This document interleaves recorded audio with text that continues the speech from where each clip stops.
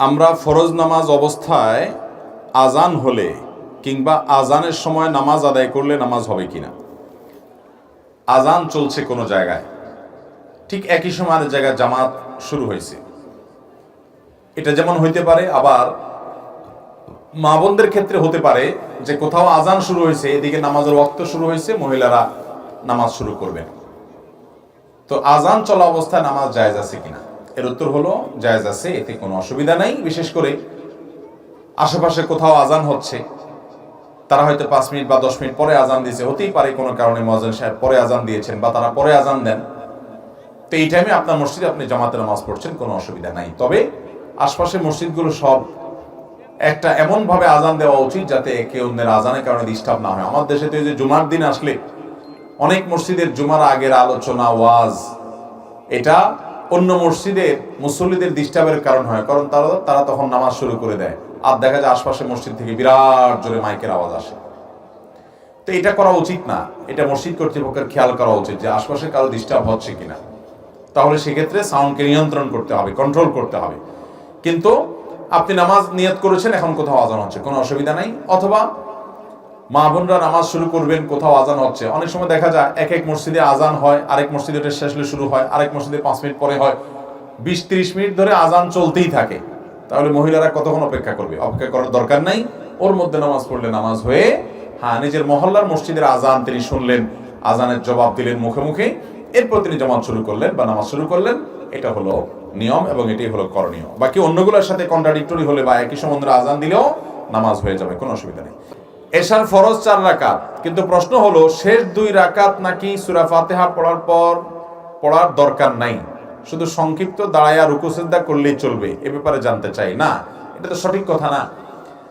শেষ রাকাতগুলোতেও কি পড়তে হবে? সূরা ফাতিহা পড়তে হবে। শেষ রাকাতগুলোতে শুধু একটু দাঁড়ায়া চলে গেলেই হবে, এতে যদি কেউ বলে থাকে তিনি ভুল বলেছেন। কোরআন হাদিসে কোথাও এরকম কোনো কথা আমার জানা মতে নাই, এটা ভুল কথা। মৃত ব্যক্তিকে খাটিয়া কাঁধে নিয়ে 40 কদম হাঁটার শরীয়ত হুকুম কি? এটার কোনো ভিত্তি নাই কোরআন হাদিসে। আমাদের দেশে এটা বহুল প্রচলিত, সব এলাকাতেই আছে যে মৃত ব্যক্তির খাটিয়া নিয়ে যারা যায় 40 কদম পর পর কাঁধ চেঞ্জ করে, সামনের আলা পিছে আসে, ডানের আলা বামে আসে, এরকম 40 কদম পর পর চেঞ্জ করে। খাটিয়া কাঁধে নিয়ে আপনি যখন হাঁটবেন, আপনি বসে বসে বা হাঁটতে হাঁটতে আপনার কদম গণার কোনো দরকার নাই। এটা আমি কদম না গুনে বরং আপনি জিকির আজকার ইস্তেগফার তাওবা করলে যে আপনাকে এইভাবে একদিন এই খাটে উঠতে হবে, চলে যেতে হবে, আপনি সেসব চিন্তা করেন, সেটা বেশি উপকারী। অতএব 40 কদম পর পর এই খাট যারা নিবেন, বহন করবেন, তাদের কাঁধ পরিবর্তন করতে হবে, এমন কোনো কথা কোরআন হাদিসের কোথাও উল্লেখ নেই। ওযু ছাড়া কোরআন স্পর্শ করা ব্যতীত ভেতরের পৃষ্ঠা ধরা যাবে না, এটা কোরআনে কোথায় আছে? কোরআনে কারীম ওযু ছাড়া স্পর্শ করা যাবে না, এ বিষয়ে কোরআনে কারীমে স্পষ্ট করে আলাদা করে কোনো আয়াত নাই। তবে লা ইয়ামাসসু ইল্লাল মুতাহহারুন, এই আয়াতের ব্যাখ্যায় মুফাসসিররা 2 রকমের ব্যাখ্যাই করেছেন। অনেকে বলেছেন যে এর মানে হলো ওযু ছাড়া কোরআন স্পর্শ করবে না। তবে এর বিশুদ্ধতম ব্যাখ্যা হলো যে এটা লোহে মাহফুজের কোরআনে কথা বলা হয়েছে যে ফেরেশতারা এটা স্পর্শ করে, কিন্তু কোরআন স্পর্শ করার জন্য ওযু আবশ্যক। এ বিষয়ে সারা বিশ্বের প্রায় বেশিরভাগ সালাফ খালাফ অর্থাৎ পূর্বের পরের উলামা ইকরাম একমত। নবী করিম সাল্লাল্লাহু আলাইহি সাল্লামের বহু হাদিস, বহু সাহাবী থেকে বর্ণিত আছে যে ওযু ছাড়া কোরআন স্পর্শ করা যাবে না। অতএব এ বিষয়ে যারা বিভ্রান্তি করে থাকেন তারা এই সমস্ত হাদিসগুলোর কি জবাব দিতে পারবেন?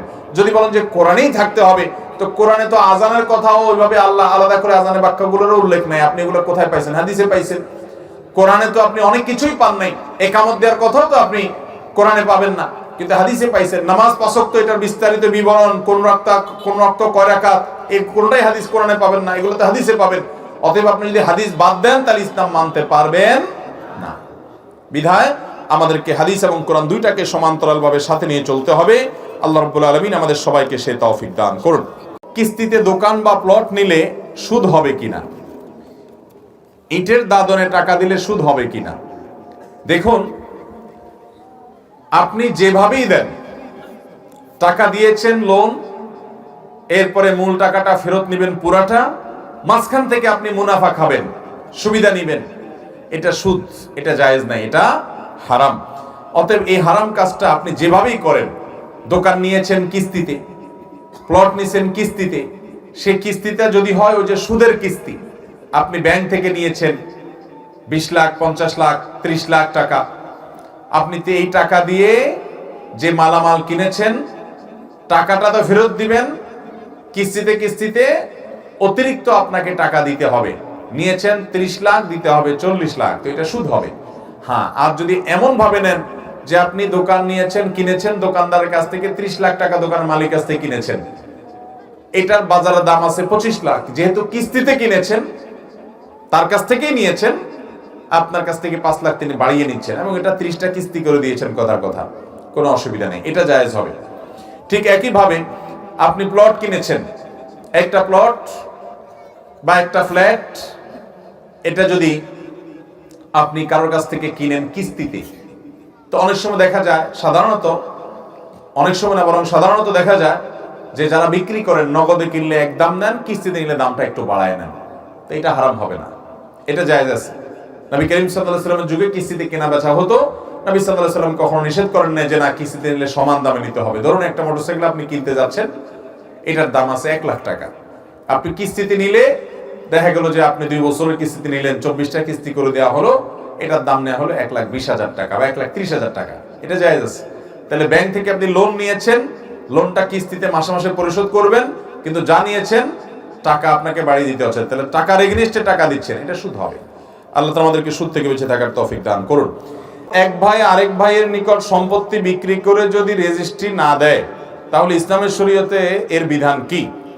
সম্পত্তি বিক্রি করলো, টাকা পয়সা নিচে রেজিস্ট্রি করে দিব বলে এরপর আর রেজিস্ট্রি করে দেওয়ার নামগন্ধ নেয়, ঘোরাঘুরি করে, এটা আমার দেশে প্রায় হয়, হয় কি হয় না বলেন? তো এটা তো রীতিমতো চুরি বলাও ভুল, এটা তো ডাকাতি, দিন দুপুরে ডাকাতির মতো। আপনি তার কাছ থেকে টাকা নিয়ে নিলেন, এখন জমি বুঝাই দিচ্ছেন না। যদি চুক্তি হয়ে যায় যে টাকা এত, দাম ঠিক হয়ে গেছে, তুমি টাকা দিবা, তোমাকে আমি জমি দিয়ে দিব, তাহলে আপনি জমি দিতে বাধ্য। টাকা নিয়ে নিছেন, এখন কোনো কাহিনী চলবে না। যদি বলেন না ঠিক আছে টাকা তোমার ফেরত দিয়ে দিব, জমি নিও না, অথবা তুমি এই জমি নিও না, ওই জমি নয়, সমস্ত কাহিনী চলবে না। কারণ মুসলমান এক কথার উপরে থাকতে হবে, চুক্তি হয়ে গেছে, কেনা বেচা হয়ে গেছে, আপনি এখন জমি রেজিস্ট্রি করে দিবেন, হস্তান্তর করবেন, এটা আপনার কর্তব্য। যদি না করেন, নবী সাল্লাল্লাহু আলাইহি ওয়াসাল্লাম বলেছেন যে ব্যক্তি কারোর 1 বিঘত জমি আত্মসাৎ করবে, 7 তবক জমিনকে আল্লাহ তাআলা তার গলা ঝুলিয়ে দিবেন। ভয়ঙ্কর অপরাধ, জঘন্য গুনাহের কথা। বিধায় বিষয়ে আমাদেরকে দায়িত্বশীল হতে হবে। আল্লাহ আমাদের তৌফিক দান করুন। এরপরে প্রশ্ন হলো, আমি একজন ড্রাইভার, আমার বয়স 23 বছর, আমি একটা মেয়েকে পছন্দ করি, কিন্তু আমি মেয়েকে কিছু না বলে পারিবারিকভাবে প্রস্তাব পাঠাই, খুব ভালো কথা, কিন্তু তাদের বাড়িতে যাওয়ার পর তারা যখন জানলো আমি পেশায় একজন ড্রাইভার, তখন তারা আমার পরিবারকে ফিরিয়ে দিল। বিশেষ দ্রষ্টব্য মেয়ের বাবা এখানে উপস্থিত আছে, আমার কি করণীয়? এখন মেয়ের বাবা উপস্থিত থাকলে আমি কি বিয়ে পড়াই দিতাম? দেখেন, এই ভাইয়ের কষ্টটা আমরা সবাই বুঝতে পারছি, তাই না? দেখুন, আমাদের যারা মেয়ের বাবা হয়েছেন, ভালো করে কান খাড়া করে শুনে রাখেন, যারা মেয়ের বাবা হয়েছেন, ভাই একটু কথা শুনেন, যারা মেয়ের বাবা হয়েছেন, আল্লাহ তাআলা মেয়ের বাবা বানাইছেন, আপনাদেরকে আমি করজোড় করে বলি, আল্লাহর ওয়াস্তে দুনিয়ার জাকজমক দেখে মেয়ে বিয়ে দিবেন না। এখনকার যুগে, এখনকার সময়ে বেশিরভাগ দাম্পত্য জীবনে শান্তি নাই। দাম্পত্য জীবনে কি নাই? শান্তি নাই। শান্তির নাটক এবং অভিনয় অনেক আছে, কিন্তু শান্তিটা নাই। যুবকরা যারা বিয়ে শাদী করো না, এখন গড়তে পা দাও নাই, বাবারা ভাইয়েরা, তোমরা জানা রাখো ভালো করে যে এখন টাকা পয়সা অনেক আছে, বিয়েতে ডাকডোল পিটানো হয় অনেক, জাকজমক হয় অনেক, কিন্তু প্রকৃত অর্থে দাম্পত্য জীবনে আমাদের দেশে বেশিরভাগ মানুষই অসুখী এখন। এবং আমাদের আগের জেনারেশন যারা ছিলেন, আমাদের বাপ চাচারা যারা ছিলেন, আমি সব সময় সব জায়গায় বলি, এখানে অনেক মুরব্বী বাপ চাচারা আছেন না, এই বাপ চাচারা কিন্তু আমাদের চাইতে তুলনামূলকভাবে দাম্পত্য জীবনে অনেক বেশি সুখী ছিলেন, এখনো সুখী আছেন। আর যুবক পোলাপান, তাদের দাম্পত্য সম্পর্কগুলো সব চায়না মালের মতো হয়ে গেছে, ঠুস ঠুস করে ভেঙে যায়, গড়তে দেরি ভাঙতে দেরি নাই। এগুলো কেন হয়? এগুলোর অন্যতম কারণ হলো যে আমাদের বিবাহগুলো বরকত মুক্ত, এগুলোতে কল্যাণ নাই। বিবাহ বরকত মুক্ত কখন হয়? এর অনেক কারণ আছে। এর একটা হলো যে বিবাহের মধ্যে পাপ হয়, অপরাধ হয়, গুনাহ হয়, সে বিবাহে কখনো বরকত আসতে পারে না। এরকম যুবক এখানে কয়জন আছেন যে বলতে পারবেন আমার বিয়েতে কোনো প্রকার ব্যান্ড পার্টি, কোনো প্রকার ডিজে পার্টি হয় নাই, গানের আওয়াজে এলাকাবাসীকে আমি অতিষ্ঠ করি নাই? এরকম কয়জন আছেন? আপনারা সবাই কি গরিব মানুষ? টাকার অভাবে এটা করতে পারেন নাই, নাকি জেনে শুনে হারামকে না করেছেন? আলহামদুলিল্লাহ, খুব ভালো, প্রশংসার দাবিদার আপনারা। ভাইরা আমার, আপনার বিয়ে উপলক্ষে আপনার ব্যান্ড পার্টি এবং ডিজে পার্টি গানের আওয়াজে যদি আশেপাশে মানুষের জীবনযাত্রা ব্যাহত হয়, তাহলে মানুষগুলোর দোয়া পাবেন না বদদোয়া পাবেন? এতগুলা মানুষের বদদোয়া যদি হয়, তাহলে এই বিয়ের মধ্যে আল্লাহর গজব তো এমনি নাজিল হবে। অতএব বিয়ে উপলক্ষে এই গানের আওয়াজে এলাকাবাসীকে অতিষ্ঠ করব। আজকাল তো শুধু বিয়ে না, বিয়ের আগে গায়ে হলুদ, গায়ে মরিচ, নানান তামাশা করে। আপনার গায়ে আপনি হলুদ, মরিচ, আদা, রসুন সব বাটেন, সমস্যা নাই, এটা আপনার ব্যাপার, আপনি বাটেন। কিন্তু এইগুলা মাখতে গিয়া সে উপলক্ষে আবার একটা ব্যান্ড পার্টি, হে আওয়াজে গোটা এলাকা মানুষ অতিষ্ঠ। এগুলা কখনো একজন মানুষের দাম্পত্য জীবনে তাকে সুখী করতে পারে না, বরং তার সুখের জন্য এগুলো বাধা। আরেকটা বড় বাধা হলো, যেটা মেয়ের বাবাদেরকে বলছি, শুনে রাখেন, মহরের পরিমাণ যদি বেশি হয়, মহরের পরিমাণ যদি বেশি হয়, তাহলে ওই বিয়েতে বরকত থাকে না, বরকত কমে যায়। আপনারা মনে করেন 20 লাখ, 50 লাখ, 30 লাখ টাকা ধরলে বোধহয় বিয়েটা টিকবে, এরকম অনেক মুরব্বীরা মনে করে না? আপনারা হাদিস শুনেন, নবী সাল্লাল্লাহু আলাইহি ওয়াসাল্লাম বলেছেন, ইন্না আযমান নিকাহি বারাকাতান আইসারুহা মাউনা, সবচাইতে বরকতময় বিয়ে হলো সেই বিয়ে যেই বিয়েতে মহরটা হয় সবচাইতে সহনীয়, ছেলে পরিশোধ করতে পারে। ছেলের বেতন 20,000, আপনি মোহর ধরলেন 50 লাখ। আপনার 50 লাখ মোহর নেওয়ার খায়েশ যদি হয়, তাহলে এই ছেলের কাছে বিয়ে কেন দিচ্ছেন? ছেলেগুলোকে ফাঁসায় দিচ্ছেন, এই পোলাপান না বুঝে হু হু করে বিয়ে করে ফেলতেছে। এরপর যখন মাসালা শুনছে, হায় হায়, এটা পুরোটা তো বলে দেওয়া লাগবে, নাহলে কেমন ধরা খাবে। এবার এসে আমার বলে, হুজুর আমরা কি করব?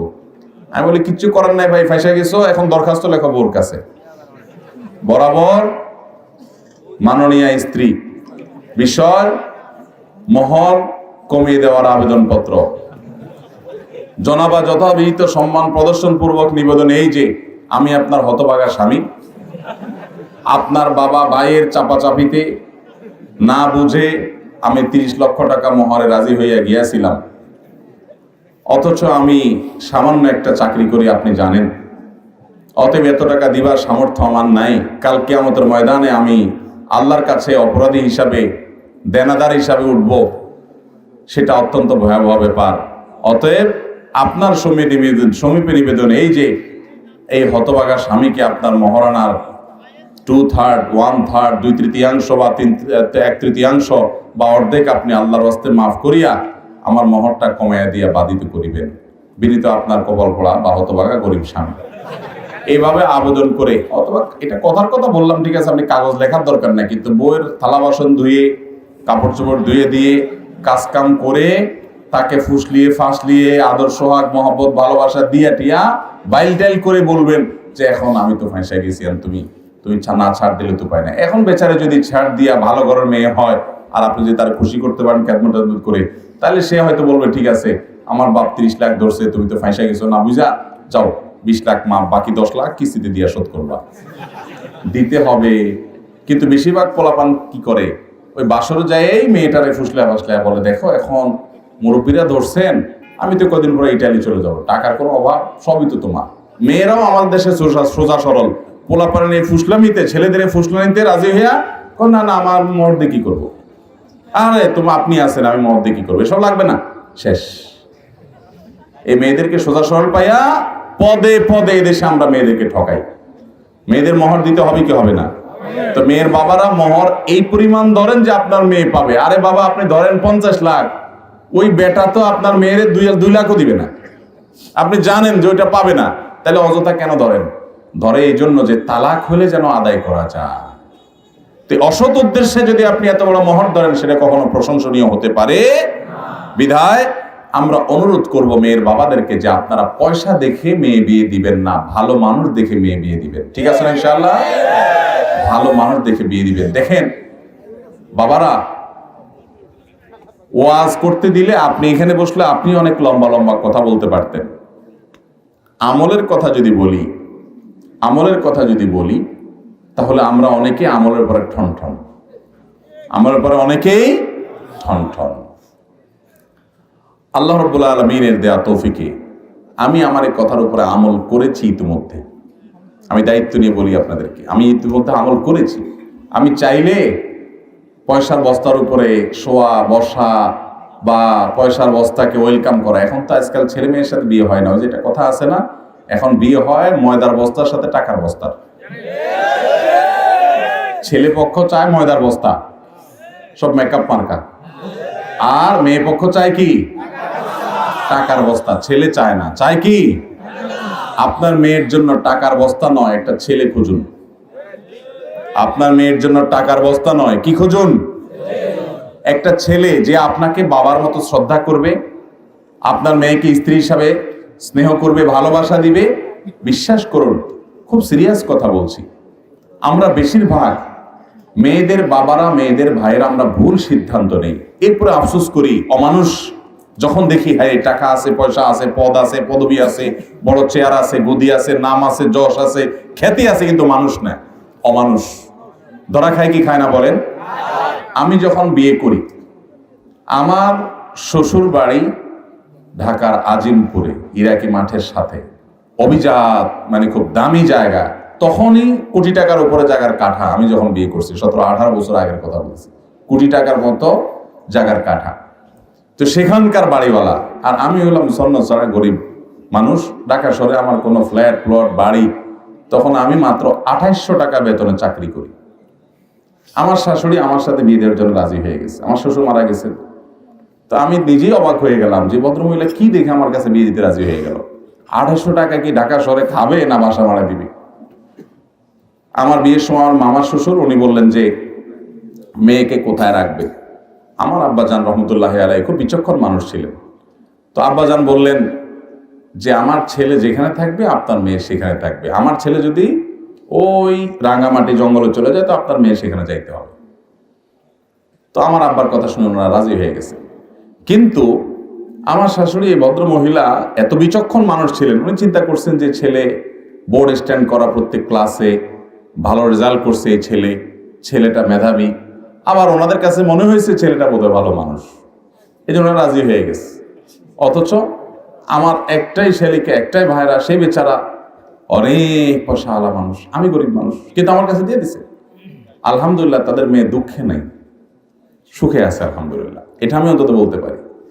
আমাদের দেশে বেশিরভাগ মেয়ের বাবারা, ভাইয়েরা, আমি খুব সিরিয়াসলি বলছি যে আমরা বেশিরভাগ এই ক্ষেত্রে আমরা ভুল করি। আমাদের মেয়েদের জন্য আমরা দেখি যে একটা সরকারি, অনেক ছেলেরা আমাদের কাছে প্রশ্ন লেখে, হুজুর সরকারি চাকরি না করলে মেয়ের বাপরা মেয়ে দিতে চায় না বিয়ে। সরকারি চাকরি না করলে আপনি মেয়ে বিয়ে দিবেন না? সরকারি চাকরি করে কয় টাকা পাবে সে চুরি করা ছাড়া তো তার উপায় খুব বেশি একটা নাই। সরকারি চাকরি করে চুরি করা ছাড়া পয়সা করার কোনো পথ আছে? কেমনে আমার বুঝান, কয় টাকা বেতন পাবে?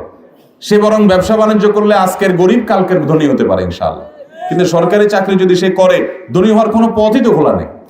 আছে? কেমনে ধনী হবে? 2 নম্বর টাকা ছাড়া ধনী হওয়ার রাস্তা আছে?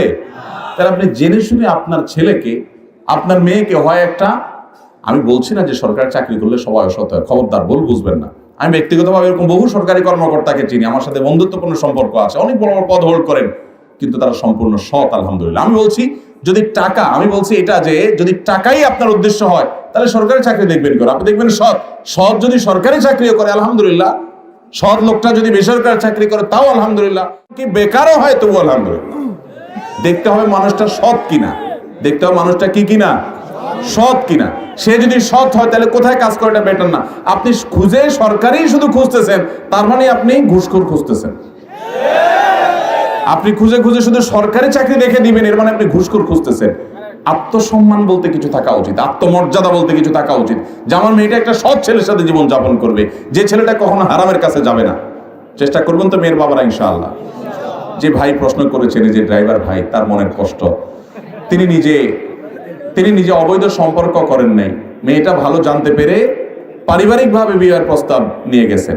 যাই হোক, আমি তো আর জানি না যে মূল ঘটনা কি, আদৌ এটা খাটে না না খাটে, তারপরে এটা কথা এটা আমাদের সমাজে খুব প্রতিষ্ঠিত কথা যে আমরা সবাই মেয়ের বাপরা শুধু পয়সাওয়ালা খুঁজি এবং প্রতিষ্ঠিত মানুষ খুঁজি। আমি সবসময় বলার চেষ্টা করি, যারা মেয়ের বাপ আছেন, মেয়ে কার কাছে বিয়ে দিবেন, ছেলে খুঁজে পাচ্ছেন না, আপনাদেরকে বলতেছি, আপনাদের এলাকাতে ফজরের নামাজের জামাতে নিয়মিত যে সমস্ত যুবকদেরকে দেখবেন হাজির হয়, খুব সুন্দর করে ধীরস্থিরতার সাথে নামাজ কালাম ফজরেরটা পড়ে, অন্যগুলোর কথা আমি বলি, অন্যগুলো তো বটেই, ফজরের নামাজ যারা নিয়মিত হাজির হয় এবং অক্তমত পড়ে, হারাম থেকে বাঁচার জন্য যুদ্ধ এবং সংগ্রাম করে, ভদ্র নম্র, এই ছেলেগুলো যদি গরিব হয়, আপনার মেয়ে বিয়ে দেন, ইনশাআল্লাহ তারা সুখে থাকবে।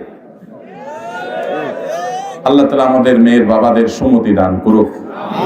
এই যে যুবকরা এত ঠিক ঠিক করতেছে, এরা বিয়ের জন্য বেচারারা মানে বেকারার হয়ে আস, এই ছেলেদের আল্লাহ তাআলা একটা হালাল ব্যবস্থা করে দেখ, এবং মেয়ের বাবাদের দিলটা আল্লাহ তাআলা নরম করে দেখ। আর ছেলের বাবারা যৌতুক খাওয়ার হারাম খুরি থেকে আল্লাহ তাআলা বেঁচে থাকার তৌফিক দান করুন। যুবকরা যৌতুক মুক্ত বিয়ে করবেন তো ইনশাআল্লাহ? ইনশাআল্লাহ। এই মজলিসে যদি কেউ যৌতুক মুক্ত বিয়ে করতে চান, চলে আসতে পারেন, আমার কোনো পয়সা দেওয়া লাগবে না, ফ্রি পড়াই দেবো বিয়ে। আসেন নি কেউ? দুই পক্ষ যদি রাজি থাকেন, চলে আসলে পড়াই দেবো ইনশাআল্লাহ। রেডি আসেনি? কোনো বিয়া মুখোমুখি আসেনি? যদি মুখে মুখে থাকে, বিয়ে তো এরকম বললে হয় না, তারা নিয়ে আসতে পারেন। আমরা ইনশাআল্লাহ যৌতুক মুক্ত বিয়ে এদেশে প্রতিষ্ঠিত করতে হবে ইনশাআল্লাহ। যুবকরা যদি জাগে, এই দেশটা পরিবর্তন হতে বাধ্য। আল্লাহ তাআলা তৌফিক দান করবেন।